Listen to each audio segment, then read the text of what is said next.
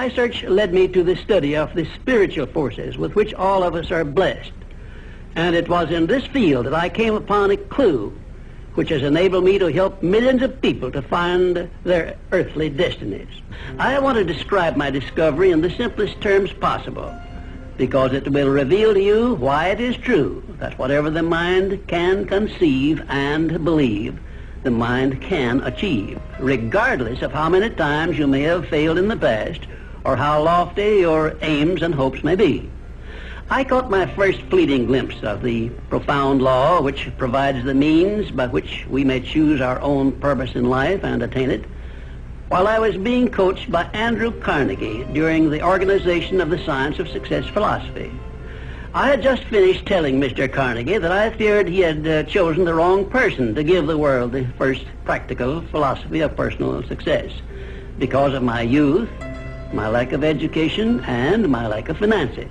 Well, at this point, Mr. Carnegie delivered a lecture that I shall never forget because it changed my entire life and paved the way for my helping to change the lives of millions of people, some of them not yet born. Let me call your attention to a great power which is under your control, said Mr. Carnegie, a power which is greater than poverty, greater than the lack of education, greater than all of your fears and superstitions combined. It is the power to take possession of your own mind and direct it to whatever ends you may desire. This profound power, Mr. Carnegie continued, is the gift of the Creator, and it must have been considered the greatest of all of his gifts to man, because it is the only thing over which man has the complete and unchallengeable right of control and direction. When you speak of your poverty and lack of education, Mr. Carnegie explained, you are simply directing your mind power to attract these undesirable circumstances, because it is true that whatever your mind feeds upon, your mind attracts to you. Now you see why it is important that you recognize that all success begins with definiteness of purpose, with a clear picture in your mind of precisely what you want from life. Then Mr. Carnegie continued his speech with a description of a great universal truth which made such an impact upon my mind that I began then and there to give myself a new outlook on life and set up for myself a goal so far above my previous achievements that it shocked my friends and relatives when they heard about it. Everyone, said Mr. Carnegie, comes to the earth plane blessed with the privilege of controlling his mind power and directing it to whatever ends he may choose. But, he continued, everyone brings over with him at birth the equivalent of two sealed envelopes, one of which is clearly labeled, the riches you may enjoy if you take possession of your own mind and direct it to ends of your own choice. And the other is labeled, the penalties you must pay if you neglect to take possession of your mind and direct it. And now let me reveal to you, said Mr. Carnegie, the contents of those two sealed envelopes. In the one labeled riches is this list of blessings. 1, sound health. 2, peace of mind. 3, a labor of love of your own choice. 4, freedom from fear and worry. 5, a positive mental attitude. 6, material riches of your own choice and quantity. In the sealed envelope labeled penalties, Mr. Carnegie continued, is this list of the prices one must pay for neglecting to take possession of his own mind. 1, ill health. 2, fear and worry. 3, indecision and doubt. 4, frustration and discouragement throughout life. 5, poverty and want.